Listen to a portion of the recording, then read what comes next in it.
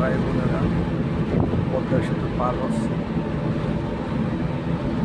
সেরকম লাগছে অন্যান্য ভাই বোনেরও দেখার মতো। তবে সব থেকে বেশি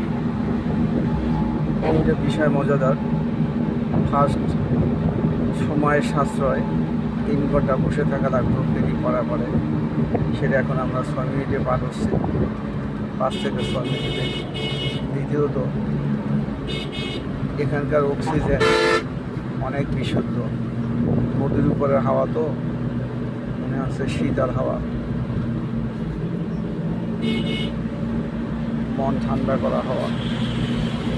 তো এই দেখেন সেতু পার হয়ে চলে আসলাম।